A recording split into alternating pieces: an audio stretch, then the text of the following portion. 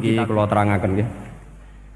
Tentu masyhur sekali nggih di antara yang difahami semua ulama bahwa Quran itu bisa mensyafaati nggih. Masyhur sekali bahwa Quran itu bisa apa? Mensyafaati. Bahkan syafaatnya Quran itu bedanya dengan syafaatnya Nabi adalah syafaatul Quran ini menghalau atau menghadang orang biar gak sampai kena azab. Tapi kalau syafaatnya selain Quran itu yang sudah kena azab diambil dari azab itu. Nah, dalu niki kula kepengin matur teng jenengan sedanten karena niki lami sekali saya kaji bahwa malaikat, nggih malaikat sinten mawon itu juga kena konstitusi aturan fikih.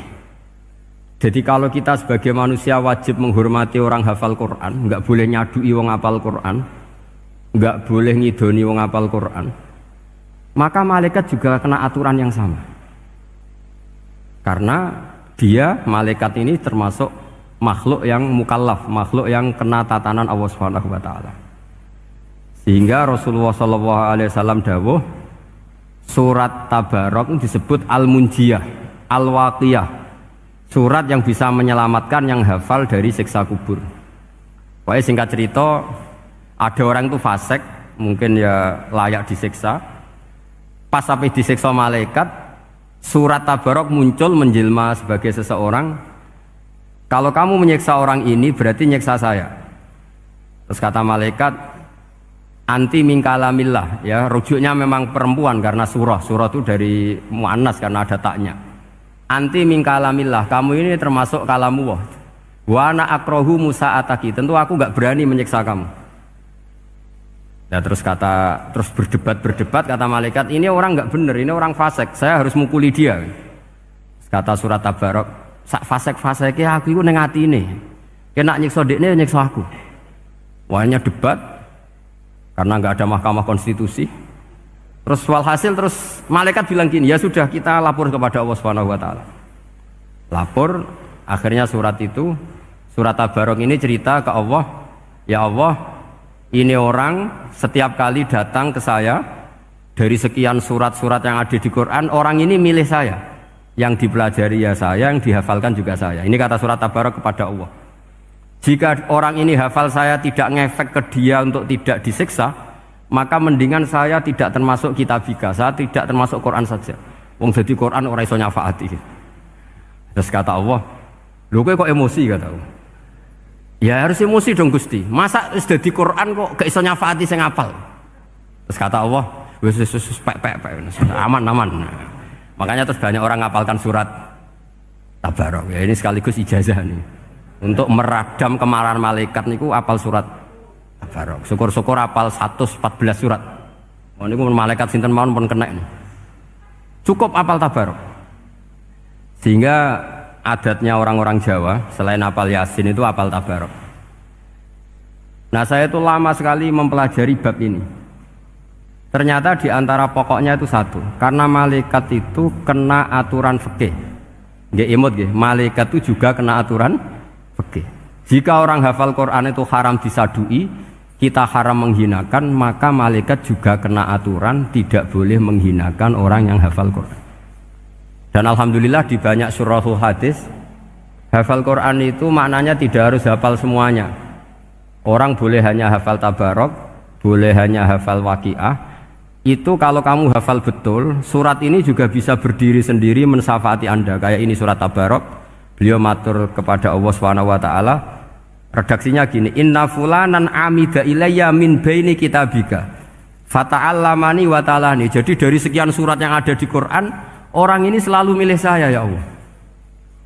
Jadi gampangannya surat Tabarok, wong saya diprioritaskan orang ini kok saya dingin-dingin saja ketika mau jenengan siksa, ini enggak fair.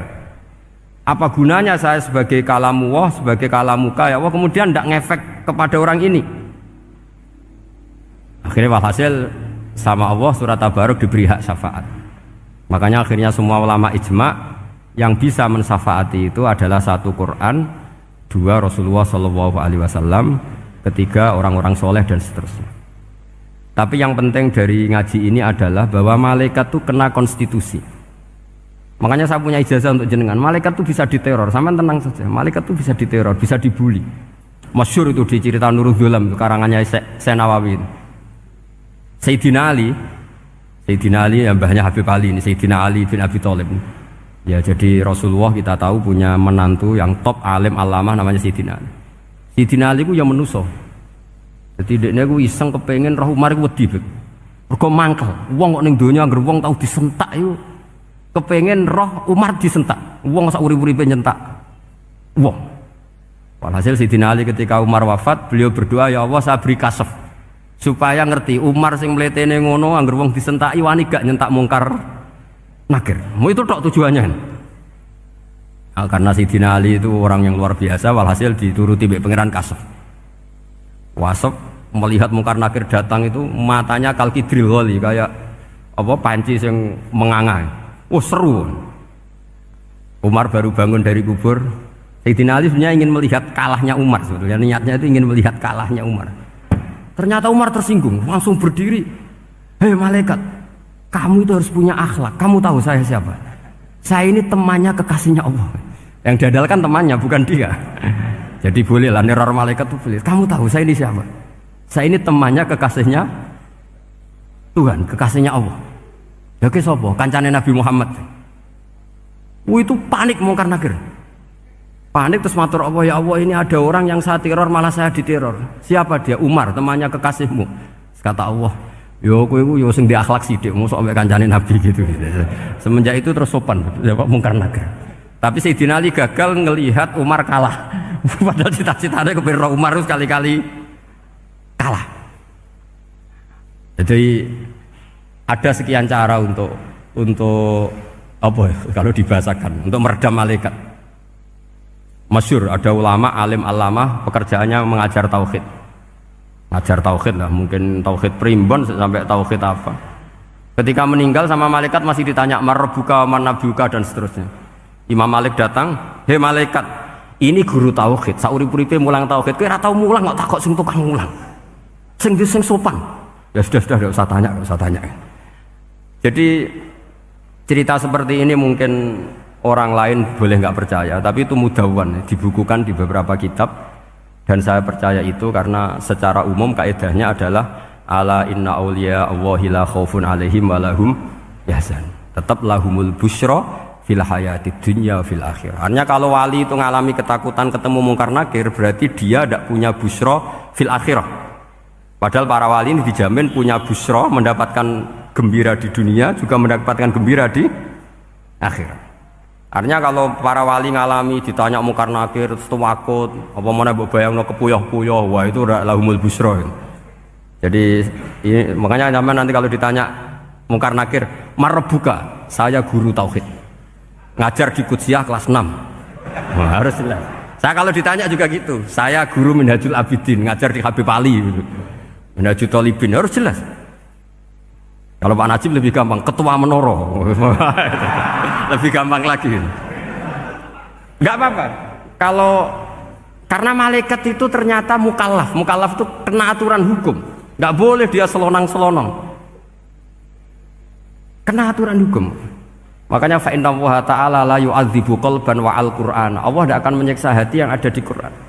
Kalau orang hafal Quran sampai mati, artinya dia membawa Quran. Dan artinya apa? Malaikat kena aturan tidak boleh melecehkan orang yang membawa Al-Quran. Sehingga surat Tabarak enggak terima, ini orang ini hafal saya, kalau kamu mukulin dia kena saya. Tapi ini orang fasik, tapi saya di situ, kalau mukuli dia kena saya.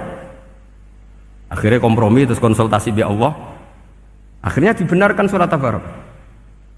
Ya, terus ini sudah clear ya, lolos ya, mungkar nakir lolos, baru kayak surat Nabi Tabarak. Mungkin buatan dites malih, nak dites malih ndredeg keliru ribet.